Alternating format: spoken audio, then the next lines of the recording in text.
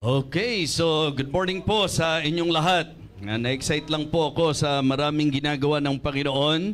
And you know, ang magiging celebration po ng Living Water Baptist Mission ay para sa akin isang napakalaking encouragement sapagkat yan po'y patunay na hindi tayo nagbibiro sa gawain ng Panginoon.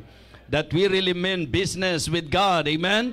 So kaya po doon sa mga nagbibiro pa rin hanggang ngayon, wag niyo pong sayangin yung panahon. Sumakay po kayo at sumama po kayo sa lakbayin ng church na ito sapagkat ang church na ito ay gumaganap ng dakilang kalooban ng ating Panginoon. Amen? So kaya excited po ba kayo ngayong umaga?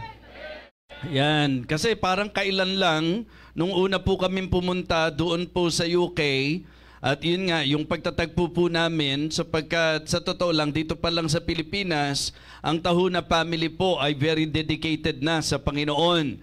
Hindi po sila ang dahilan kung bakit kami nagpunta doon sa UK. Meron pong nag-imbita at yun po'y dahil sa kapapanood lang po nila ng ating pong online ministry. And you know the story. Nung una, akala ko nga nagbibiro lang po na may nag-iimbita sa akin sa UK. Kaya ang sabi ko pa sa kanya, okay. Gumanyan pa ako sa kanya. Without me knowing, seryoso po pala yon, na talagang invitation po pala. At yun na po, mga kapatid. And the rest are just history na po, mga kapatid. Ito po ay isang napakagandang bagay. Kaya nagpapasalamat tayo again sa Tahuna family at sa mga nakakakilala sa inyo, si Pastor Chris Balino, ang una nating naitalaga po doon, na ngayon po'y may gawain na rin po ang Bible-believing Baptist Church sa panguna po ni Pastor Ongkiko. Kaya ipag-pray nating patuloy ang paglago ng London sapagkat naniniwala ako na yung release natin maganda. Sapagkat this coming December, sa ating anniversary celebration, ay atin na pong ikukomisyon ang itinalaga ng Panginoon na magpapastor sa London. Walang iba kundi si Pastor Jabez Orara. Amen? At ang assistant pastor po, si Ma'am Susan Orara. Ayan, hindi ko alam kung mapaghihiwalay natin talaga itong dalawang ito. Ano po? So, please continue to pray for our ministry there. And then, hindi man po Living Water, pero ginamit po ng Panginoon ang inyong lingkod para masimulan po ang Glorious Light Baptist Church. Hindi po naisunod sa pangalan dahil nauna pa po sa pagpapastor ko po dito sa Living Water. Pero mamaya doon po ako mag-speak sa gabi sapagkat anniversary din po ng isa sa naitayong gawain ng Panginoon through me, at iyan po ay ang Glorious Light Baptist Church. Kaya sino ba naman ang hindi lalakas kapag ka nakikita nyong hindi nasasayang ang mga pagpapagod mo sa Panginoon? Amen? Blessing po. At kayong lahat, blessing po sa akin because I know na kayo po yung pangunahin sa akin pong mga prayer warriors. Amen? Alam nyo po yung naging alis kong ito, parang ang pakiramdam ko po ang tagal-tagal. Sa dami po ng ini-accomplish ng Panginoon. First day pa lang, nang dating namin sa Paris, revival meeting na po kaagad. Kinasandayan, evangelistic meeting. Tapos po, biyahe ng Italy, Bible conference po. Anniversary ng People's Baptist Church at anniversary po ng Living Water Baptist Mission, Milan. Amen? Kaya pagka ikaw ay member ng church na ito, talagang magandang ma-encourage ka din. And I'm very happy to see that even our young people and adults here in our church are very much involved in the ministry. Kayo po ang lalong nagpapalakas sa aking pong puso sa paglilingkod sa Diyos. Ginagamit kayo ng Panginoon. Alright? Ang Baptist favorite ay? Yan ang totoong Baptist favorite, preaching. Sinasabi ko po yung tungkol sa online, si Sister Cheryl napunta rito. Nag-communicate kami sapagkat siya po'y nakapanood rin sa online ministry po natin at particular sa preaching po na napakinggan niya na nakaka-challenge po sa kanya. Ang totoo niya, na-overwhelm po ako sa reaction nila na makita po kami in person. Kaya lang po, katulad ng marami, ang akala po niya, ang makikita niya ay napakalaking tao. Opo, pero baliktad sa inaasahan. Bukod sa hindi mataba, hindi malaki, so kaya sabi niya, hindi pa niya masabi actually kaagad, but yun po yun. Tapos, ganun din po, sila Bernita ba, tama ba? Renel and Bernita, ayan. Pakita yung nga kayo uli, ayan. So, ayan, Damandam ako po lalo na si sister, nung makita po kami. Wow, tuwan-tuwa po siya at hindi niya alam, tuwan-tuwa rin po ako. Ano ho? So, kaya si Sister Cheryl, welcome na rin natin nung nakaraan. Isaiah chapter 40 para sa ating mensahe. And the Lord is leading me to give this message to you because when we celebrated our anniversary there at Living Water Baptist Mission Milan, this is the message that the Lord gave me, and I just feel na ito po'y magiging blessing din po sa bawat isa sa atin. Isaiah chapter 40 verses 28 to 31. Isaiah chapter 40 verses 28 to 31. Kung nakita na po, let me know by saying amen. Okay, please follow me silently in your Bible habang binabasa ko po ng malakas ang ating teksto ngayon. Verse number 28. Hast thou not known, hast thou not heard, that the everlasting God, the Lord, the creator of the ends of the earth, fainteth not, neither is weary, there is no searching of his understanding. He giveth power to the faint, and to them that have no might, he increaseth strength. Even the youth shall faint and be weary, and the young men shall utterly fall.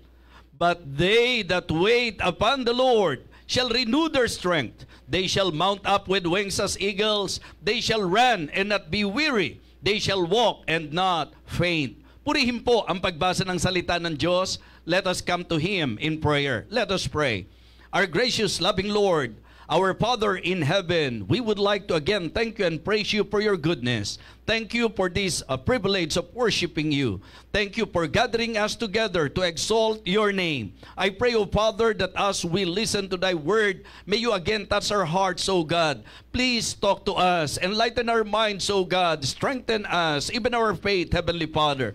I would like to commit to you everything, even myself, Heavenly Father, because I know na laging kailangan po kita, lalo na sa bahagi ng aking pong pangangaral. Minsan pa, dakilang Diyos, puspusin mo po ako ng banal na Espiritu at ikaw po ang magpakahayag sa bawat isa po sa amin, lalo na po sa pamagitan ng mensaheng ito. Ito po, Diyos, ang aming panalangin sa dakilang pangalan po ng aming Panginoong Jesus.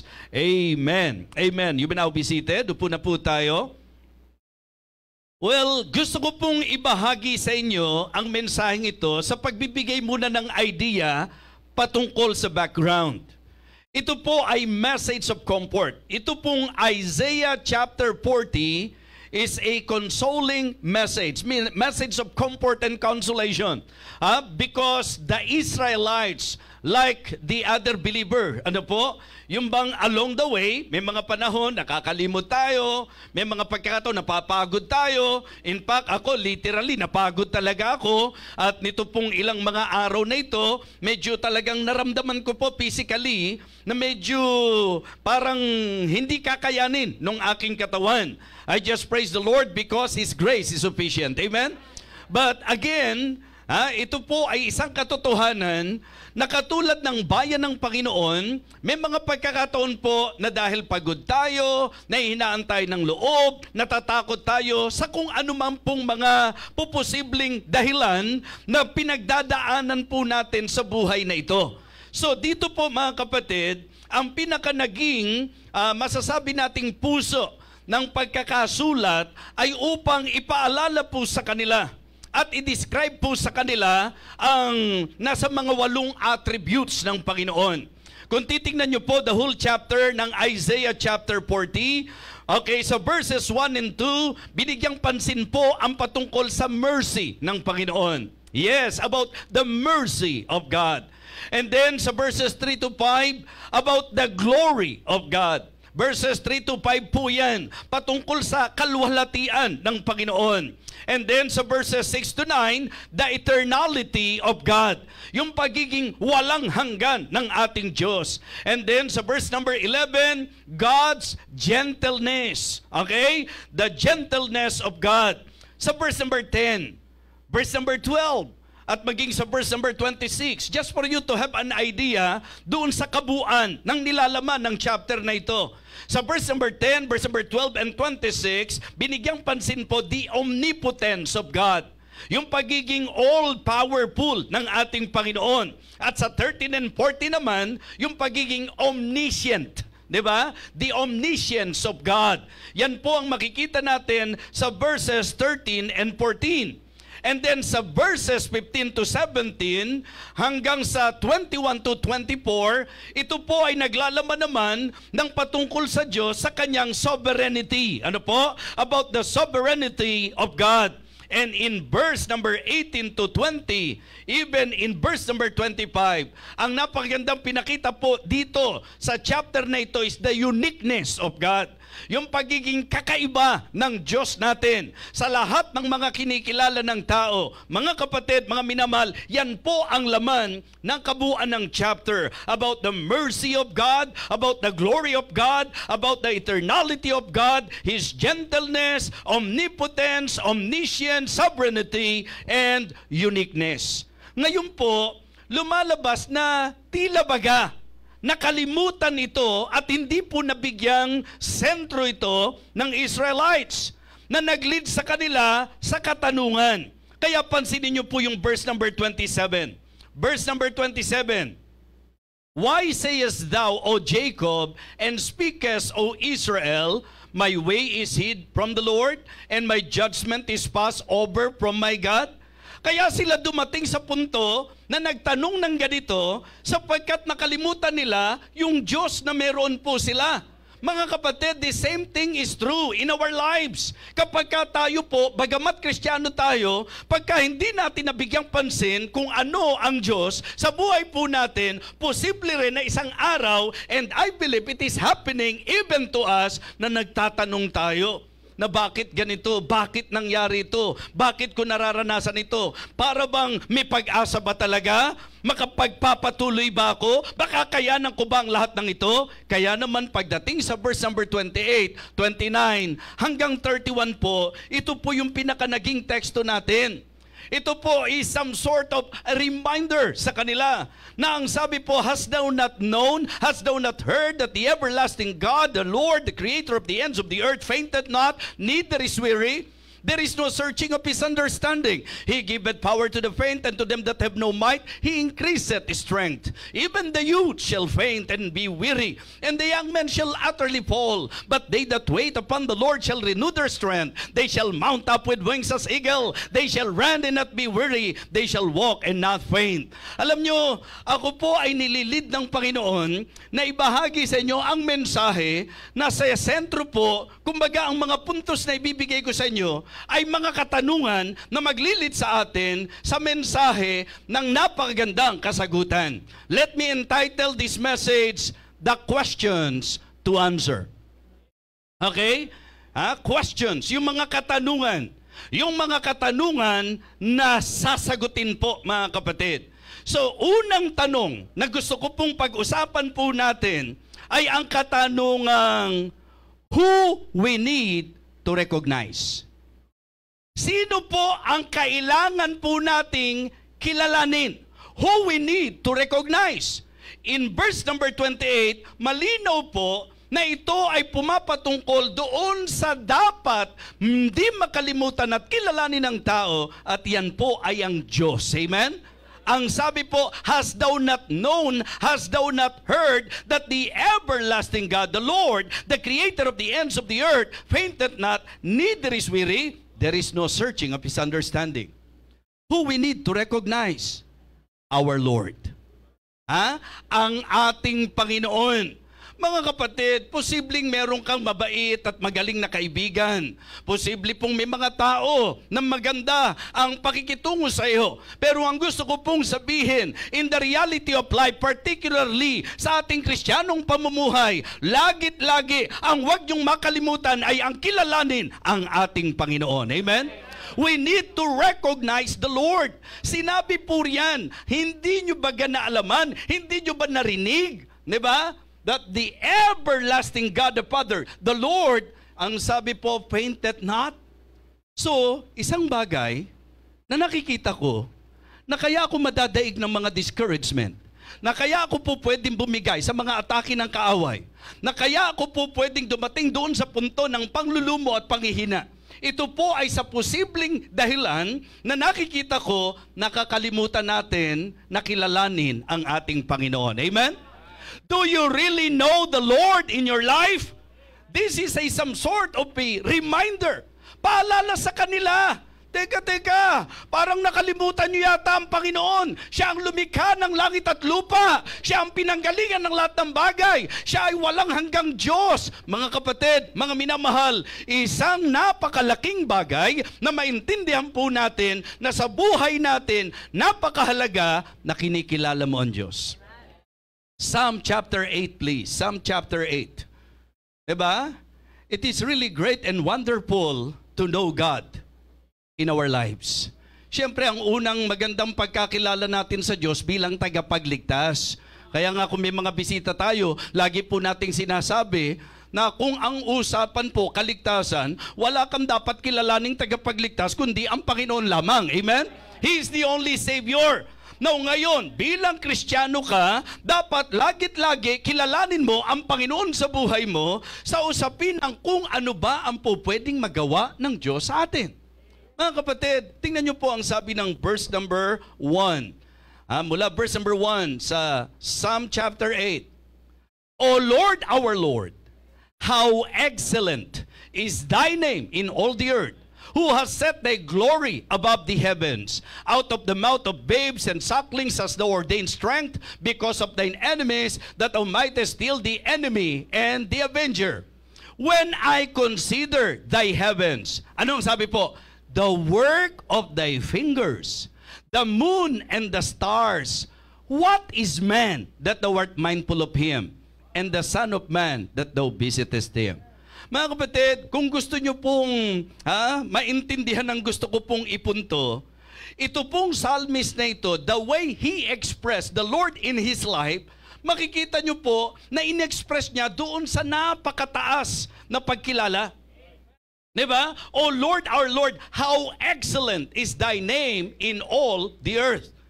Ang Israelites, ang dahilan ng panglulumo, kapag ka po may mga pagkakataon, nakaranas po ng mga obstacles, nandyan po ang mga oppositions, may mga objections along the way, yan po, minsan ganun tayo eh.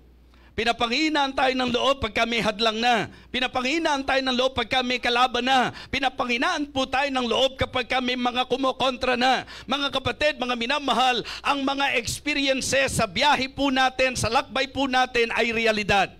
Hindi tayo nakakapili niyan, mga kapatid. Kung ano po ang nagiging sitwasyon natin sa buhay, yan po, mga kapatid, ay tunay o realidad na dapat nating tanggapin at harapin, na kilalanin natin na kailangan natin ng Panginoon. Amen? So, may mga pagkakataon na kaya ka bumibigay sa kagipitan mo, hindi mo kinikilala na may Diyos na Jehovah Jireh, who is always able to provide, who is always able to supply all our needs.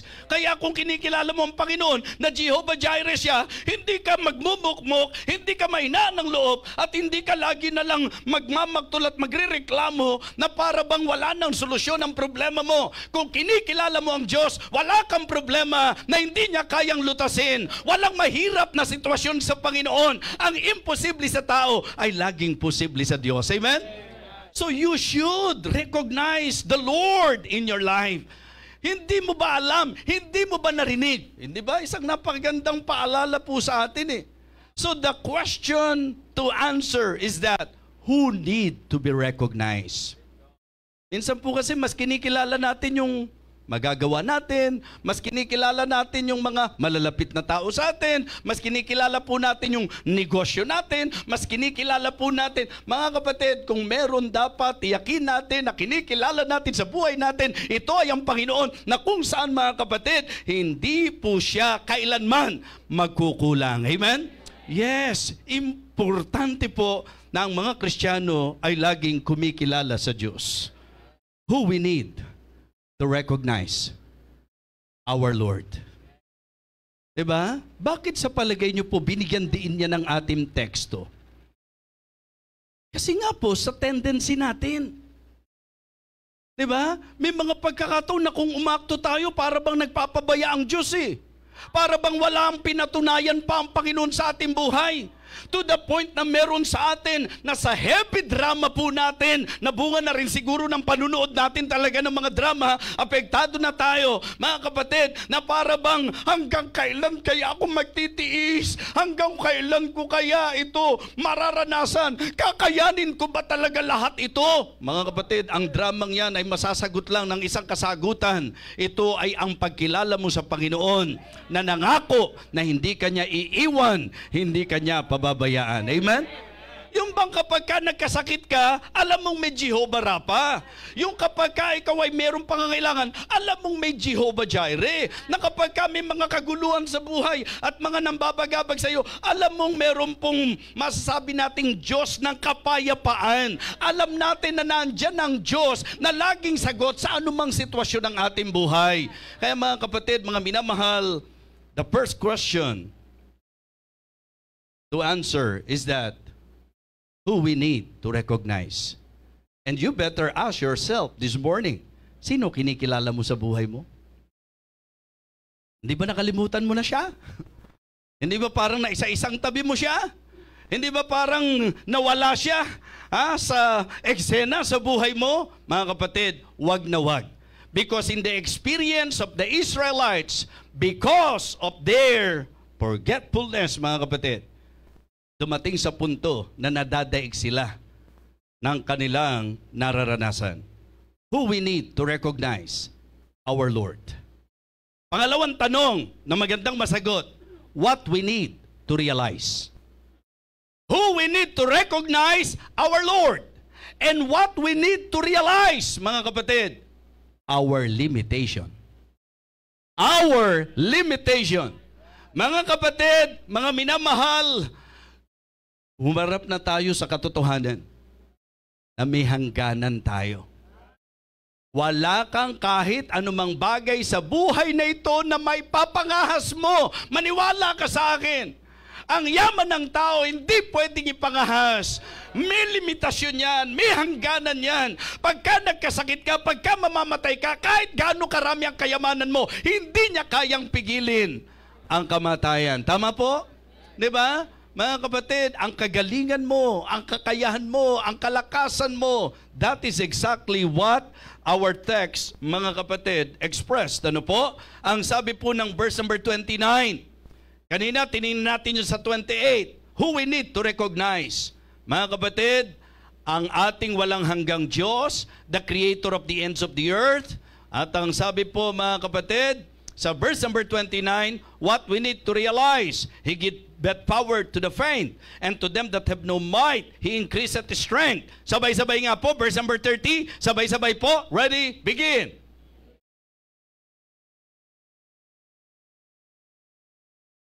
That realization. Diba? Even the youths, diba, shall faint, and the young men shall utterly fall. Hindi mo pwedeng ipangahas yung physical na lakas mo eh. Hindi po pwede, mga minamahal. Kasi marami ng pagkakataon na nakita natin yan. Di ba? Ang akala nyo ba pagka malaki ang muscles, pag nasa gasaan, hindi po yan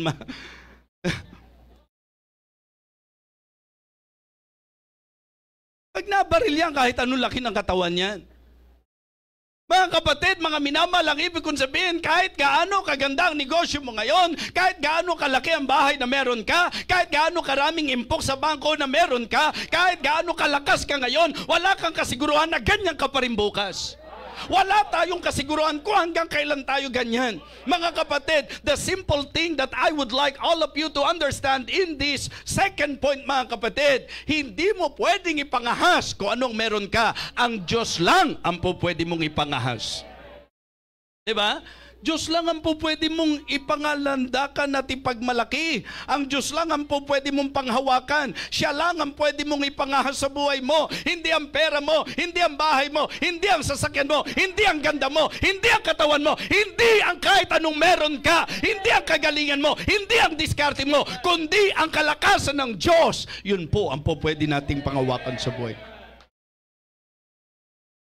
Marami yata hindi nare-realize yan eh. Kung mabuhay, parang self-sufficient eh. Kung mabuhay, parang hindi kailangan ng Diyos eh.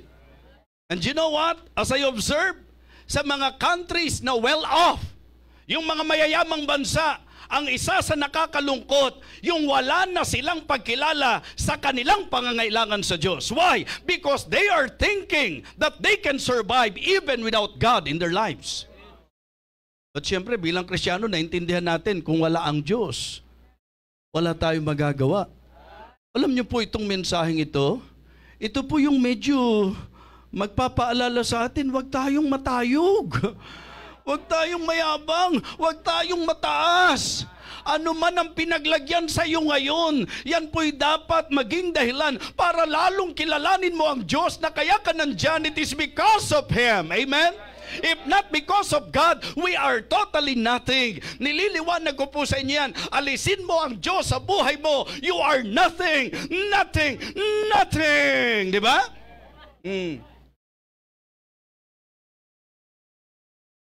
Pero kamusta po tayo kung mabuhay? Mga nakakaraos na kahit lumipas ang 1 linggo, hindi sumasamba sa Diyos. Yung bang ang mga takot natin, di ba? Baka mawalan tayo ng trabaho, pero hindi tayo natatakot na baka magalit sa atin ng Diyos. Hindi tayo natatakot na baka pabayaan na tayo ng Diyos sa lahat ng mga pinagagagawa natin sa Kanya. Mga kapatid, tandaan niyo po to, mawala na ang lahat sa atin. Wag lang ang ating mahal. Amen? Wag lang ang ating Diyos, mga kapatid. Kasi kahit magkaroon ka ng lahat ng bagay, walang kabuluhan kung wala ang Diyos.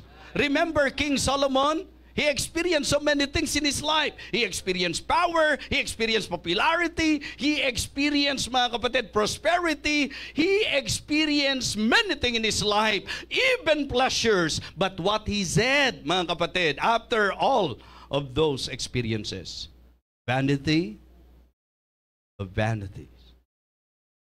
All is vanity. Minsan iniisip ko, ako papunta pa lang dun. Gusto ko palang maranasan yon. Na para bang yung iba desperado, na gagawin kahit masamang bagay, maranasan lang yon. Pero yung nakaranas nun, ang sinabi na walang kabuluhan, ng mga walang kabuluhan, ang lahat ay walang kabuluhan. Teka, intindihin nating mabuti. Wala ba talagang kabuluhang maging mayaman? Wala ba talagang kabuluhan na magkaroon ka ng posisyon? Wala ba talagang kabuluhan? Kung tutusin, hindi naman talaga walang kabuluhan yan eh. Pero ang konteksto, nawawala ng kabuluhan yan kung meron ka ng lahat ng yan, pero wala ka sa Diyos. Diba? Yan ang balancing pagtanaw. Walang problema sa prosperity. Walang problema na maging popular ka. Walang problema na magkaroon ka ng kalakasan at kapangyarihan o posisyon. Walang problema na gumanda ang kabuhayan mo. Ang problema lang dyan, kung dahil sa lahat ng yan, kakalimutan mo ang Diyos. Hindi ba? Yun ang paalala ng Diyos eh. Beware lest you forget the Lord your God. Yung matapos ka raw pakainin ng mana, matapos kanyang alisin sa Ehipto, matapos kanyang dalin sa lupang pangako, matapos kanyang pagpalain, after building you goodly houses, ang sabi niya, beware lest you forget the Lord your God na gumawa sa iyo ng lahat ng bagay na yan. Okay, illustration, simple lang.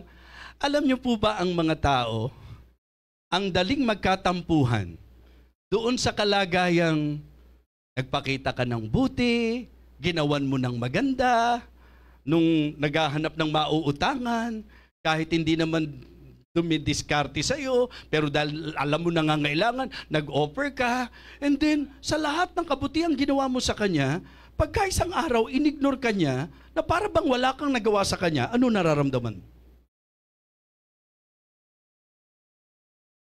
Tampo. Diba? Yun po ang epekto sa atin. Nagtatampo tayo sa mga taong hindi marunong kumilala. Nagtatampo tayo doon sa mga tao na hindi marunong tumanaw ng utang na loob. At pagkatapos nung kung ano na pinagsasasabi natin, walang atayan, walang balon-balunan, walang utang na loob, walang utang na labas. Hindi ba? Baka mamaya sumagot siya, anong walang utang? Puro utang nga ako eh. Ang dami-dami kong ang utang eh. Mga kapatid, Imagine na pag sa tao, kuha natin, nakatampo-tampo naman talaga na yung mga inalagaan mo, na yung mga kinupkup mo, na yung mga tinulungan mo, na mga ginawan mo ng kagandahang loob, ng kabutihan, isang araw parang wala lang ang lahat. Di ba nakakasama ng loob? Yung bang ginagawa ng tao sa atin at yung ginagawa natin sa tao, pwede ba nating itapat yan at ipantay sa kung ano ang ginawa at ginagawa ng Diyos sa buhay natin? Diba? Dito sa talatang ito, ang gusto kong tanong na sagutin natin, what we need to realize? Ano ang dapat kong maintindihan? Teka, kahit maganda business ko ngayon, hindi ko kayang panghawakan laging maganda tong business na to. Diba? Kahit na maganda yung karir ko ngayon, hindi ko kaya na panatilihin yung karir na ito kung ako lang sa sarili ko. Ha? Alam nyo po ba na merong sikat na basketball player noon? Alam nyo pangalan niya? Hindi FDB. Michael Jordan. Okay? Pero alam nyo sa reality, ilaban nyo si Michael Jordan ngayon. Okay? Kahit avid fan ako ni Michael Jordan, harap ko yung totoo na kung medyo ilalaban mo siya sa mga presenting naglalaro ngayon, kahit na superstar siya at talagang great of all time siya, pwede pong hindi na siya manalo. Di ba? Bakit? Kasi may mga factor yan eh. Yung lakas niya dati, hindi na niya lakas ngayon. Yung pong, di ba? Yung edad niya dati, hindi na yun ang edad niya ngayon. Yung edad niya, di ba? Yung kakayahan niya, yung galing niya, yung kilos niya, yung accuracy niya, lahat ng yan paglipas ng panahon nawawala. Mga kapatid, yung bang idea na kung titingnan natin, merong panahon na iyan po ay matatapos. Kaya ang gusto kong ma-realize mo, huwag kang mabubuhay na parang ganyan lagi. Na parang kaya mong panatilihin yan. Yung lakas mo, kaya huwag tayong mga hamak ng ibang tao. Tatandaan niyo po yan. Diba? Si Preacher June. Marahil noon, ang daming pelikula na napanood nyo, na ginanapan niya. Oo, sa ano naman yan, dula ang Kristiyano naman yan, ha? Oo. Pero mga kapatid, ang realidad sa buhay, tatanda at lilipas ka rin eh. Opo. Pinagmamalaki mo yung ganda mo ngayon? Mga ilang panahon lang. Kukupas po yan. Ano, sasabihin mo, hindi totoo sa akin yan, pastor. Ang tibay mo naman. Kasi Biblia na nagsabi na kumukupas yan eh, di po ba? Yun po yung karakteristik ng tao eh. Kaya po, wag naman kayong magpapapaniwala doon sa alam mo kung kailan ka tumatanda, doon ka lalong habang lalo kang gumaganda. Siguro sa paningin mo lang dahil pag-ibig mo ang nagdidikta niyan. Pero yung realidad, ang tao talaga, dati walang wrinkles eh. Diba? Bagamat pag tinitingnan ko si Ate Lita, parang gusto ko nang maniwala na talagang may mga hindi kumukupas talaga eh. Tama ba, Kuya Bay? Kapatid, lahat ng bagay sa mundong ito, hindi mo mapangahawakan. Ang dapat mong ma-realize, Diyos lang ang pwede mong panghawakan. So ano yung unang tanong? Who we need to recognize? Our Lord. Pangalawang tanong, what we need to realize? Diba? What we need to realize? Kaya ang isang paborito kong lagi pinapaalala yung nasa Luke chapter 12 eh. Na umani ng sagana, tuwan-tuwa siya, ano gagawin ko? Wala akong mapaglagyan ng aking inaning bunga. Ito ang gagawin ko, gigiba ko ang aking bangan at gagawa ko ng lalong malalaki at doon ko ilalagay lahat ng aking butil at aking pag-aari. Sasabihin ko sa aking kaluluwa, marami ka ng pag-aaring nakakamalig para sa maraming taon. Magpahingalig ka, kumain ka, uminom ka, matuwa ka. Pero nung sabi ng Panginoon, ikaw nahaling. Ngayon din, mamamatay ka. Paano na yung mga kinip mo? Sana po mapaalalahanan tayo. Huwag mong panghawakan ng sarili mo. Ang dapat na nire-recognize ng bawat Kristiyano, hindi ko kayang mabuhay sa sarili ko lang. Hindi ko kayang mabuhay na malayo sa Diyos. Hindi ko kaya kapag ka malayo ako sa Panginoon. Amen? Why? Because of this realization, even the youth shall faint and the young men shall utterly fall. Yan ang sabi ng Bible. Yung kabataan po at kabinataan, yan po'y larawan na yun yung peak ng kalakasan. Yung bang ito yung tindi nung panahon na makisig ka, na malakas ka, nagwaping ka, lahat ng mga po pwedeng ipangahas mo dyan sa edad na yan, nandiriyan yan. Pero ano totoo? Tatanda ka. Kaya wag natin pong ipagmalaki sa Diyos kung ano yung meron tayo ngayon. Who we need to recognize. What we need to realize. Ano ang sagot doon sa una? Our Lord. Who we need to recognize? Our Lord. What we need to realize? Our limitation. Heto ngayon ang point. Why we need to rely. Diba? Why you and I need to rely on God in particular. Diba? Because He is our Lord and we are too limited. Diba? The reason why we should rely on God, it is because of the fact na siya ang Panginoon. It means to say, siya ang pwede mong pangawakan, and then we are. Limitado po tayo. Ang ganda po ng pagkakalinya eh. Even the youth shall faint, and the young men shall utterly fall. Okay? Pagdating sa verse number 32 o 31, but they that wait upon the Lord. So, sino nga yung tinutukoy na they? Diba? Yung kumikilala sa Diyos. Yung pong may realization about His limitation. Diba? Opo, ang mayaman, hindi habang panahon mapangahawakan yan. Opo, ang malakas, hindi habang panahon malakas yan. Opo, yung magaling, hindi habang panahon magaling yan. Pero isang bagay yung maganda, na ito ay mag-lead sa atin, kaya nga, kailangan mong laging magtiwala sa Diyos. Hindi sa pera mo, hindi sa galing mo, hindi sa kakayahan mo, hindi sa anumang bahagi sa buhay mo, kundi ang dapat natin pong panandigan at ating panghawakan ay ang Panginoon. Why? Because He is our Lord and we are limited. May kanta po I am weak, but thou art strong. Ako'y mahina, pero ikaw ay malakas. Napatunayan po, maging ni Apostol Pablo yan. Na sa kahinaan niya, Diyos ang kalakasan niya. And I can say that even in my life, yan po yung masasabi nating obvious at proven. Tingnan nyo yung sura ko, kahina-hina ko Kaliit-liit ko, di ba? Tapos hindi naman kaayusan hindi naman ganon. Pero, mga kapatid, iba talaga kapag may Diyos na pinagtitiwalaan. Kung wala akong tiwala sa Diyos, hindi ako tatayo sa harap nyo. Kung wala akong tiwala sa Diyos, hindi ko po magagawa itong lahat ng ginagawa ko. Kaya ako po ginagawa at nagagawa ito dahil may pinangahawakan ako na Diyos na hindi napapagod, may Diyos na hindi nanghihina, may Diyos na hindi nalilimitahan, mga kapatid. So why we need to rely? Because they that wait upon the Lord shall renew their strength. They shall mount up with wings as eagle. They shall run and not be weary. They shall walk and not faint.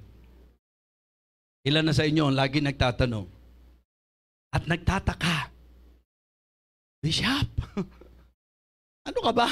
Nagpapahinga po ba kayo? Diba? Paano nyo po nakakaya yan? Diba? Para sa akin, maganda nga talaga na naiisip ng tao yan na naitatanong ng tao yan Kasi gustong-gusto kong sagutin sa kanila ang napakagandang sagot. Hindi dahil sa ako to, kundi may Diyos na pinagtitiwalaan ko at pinangahawakan. It is not my strength. Even wisdom, hindi sa akin to. Kaya kung nabe-bless kayo sa akin, gawa ng Diyos yan. Diba? Kung talagang kayo po ay naa-amaze kung paano kumikilos ang Diyos sa buhay ng inyong lingkod. Completely, hindi ako to. Ito ay gawa ng Diyos. And the same thing that I would like all of you to understand, the same thing that I would like all of you to realize, that if we will just learn to rely on God, yung mga pinangangambahan mo, yung kasi ang patunay na nagtitiwala ka sa Diyos, mabubura ang lahat ng pag-aalinlangan, maaalis ang lahat ng takot, mawawalis ang lahat ng pangamba. Bakit? Kasi pinangahawakan mo na may Diyos na hindi ka iiwan at hindi ka pababayaan. Amen? Kaya, kamusta po tayo sa buhay natin, mga kapatid? So, napakahalaga po na masagot natin ang mga tanong na ito. 3 katanungan po ang nakita ko sa message natin. Yung pong leading ng Panginoon, para maibigay sa inyo ang mensahe. Who we need to recognize our Lord. What we need to realize our limitations. And why we need to rely. Because He is our Lord and we are limited. Ngayong sandaling ito, tinitiyak ko, nakitang-kita ng Diyos ang mga sitwasyon natin sa buhay. I am very sure and very definite that the Lord is very much aware even sa mga pinangangambahan mo. Baka katulad ng kanyang bayan, nakalimutan mo yung patungkol sa kahabagan ng Diyos. Baka nakalimutan mo the eternality of God. Baka nakalimutan mo yung glory of God, the omnipotence of God, the omnipresence of God. Baka nakalimutan po natin, mga kapatid, the sovereignty of God. Importante po na tayo po'y mapaalalahanan. At ang panalangin ko po sa Diyos ngayong umagang ito, yung po bang malinaw na pagkaunawa natin sa mensaheng gusto ng Diyos na iparating. Ito po ay ang paalala na kung meron tayong dapat kinikilala lagi sa buhay natin, higit kanino pa man at higit sa ano pa man ang Panginoon. Amen? Nanawa ang ma-realize natin, kahit kabataan at kabinataan, mapapagod at manglulupaypay.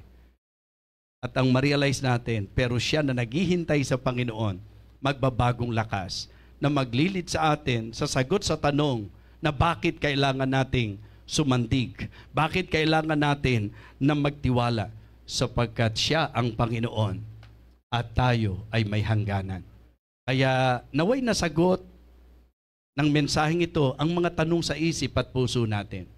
Nawa itong mensaheng ito ay maging kalakasan natin sa ating pagpapatuloy.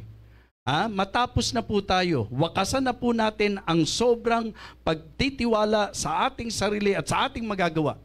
At magandang panahon ito na completely Diyos ang paglagakan natin ng ating tiwala. Tumayo po tayong lahat.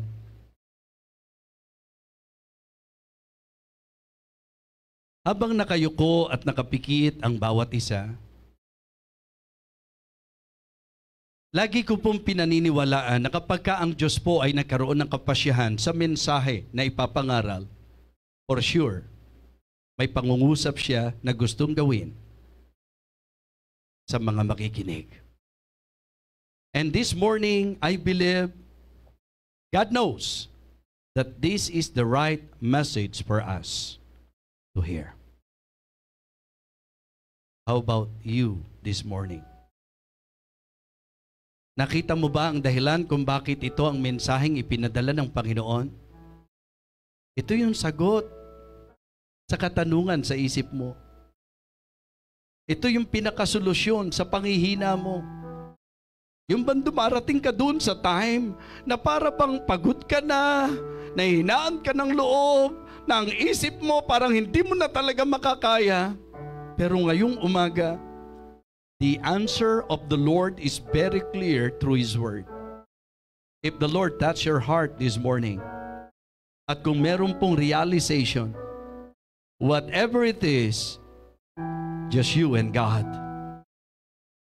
Let us humbly pray. Be humble before God this morning and tell God, Lord, thank you for talking to me. Lord, alam ko na alam mo na ito ang mensaheng kailangan kong mapakinggan. na ang mensaheng ito ang sagot sa katanungan sa aking isipan. Pagod na po ako, Panginoon. Halos dumating na po ako sa point na gusto ko nang bumigay, na iniisip ko na talagang mukhang hindi ko na makakayanan ang lahat. But this morning, thank you because the message is very clear.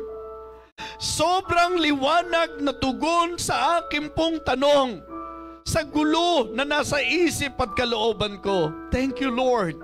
Thank you. Why not completely trust Him? Rely on Him. Talk to God this morning.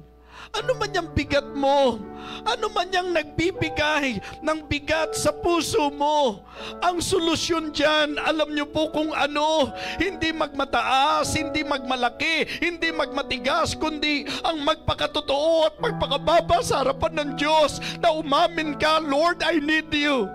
Gusto kong kilalanin na kailangan kita. Hindi lang sa panahon na iniligtas mo ko, kundi sa magiging buong buhay ko bilang Kristiyano. Nakita ko, I always need you, Lord. Wag na wag kang lalayo sa Kanya. Kapit lang, mga kapatid. Walang problemang hindi malulutas. Wag kang mainip sapagkat ang Diyos ay laging may perfect timing.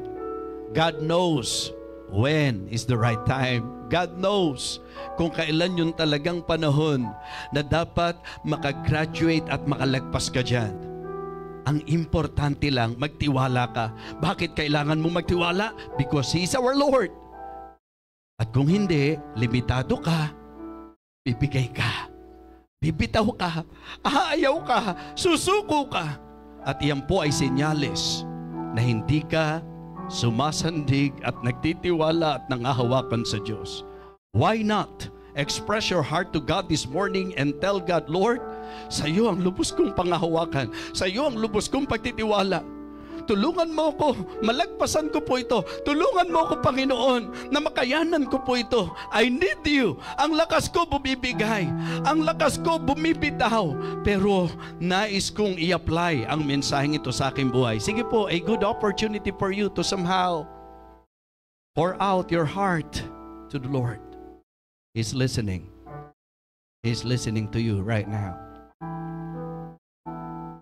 Gracious, loving God,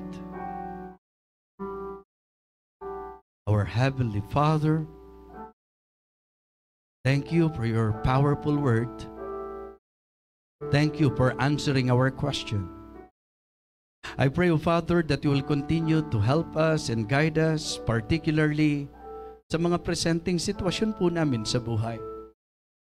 Mga panahong gulong-gulo kami, mga panahon na bigat kami, pero ngayon po ang linaw-linaw na ang mahalaga lang sa amin, huwag ka naming makalimutan, na ang mahalaga lang po talaga kilalanin ka namin at ma-realize namin na talagang limitado kami. Hindi po pwedeng panghawakan ang aming sarili sapagkat ikaw ang aming Panginoon at ikaw ang tunay na nagmamalasakit sa amin.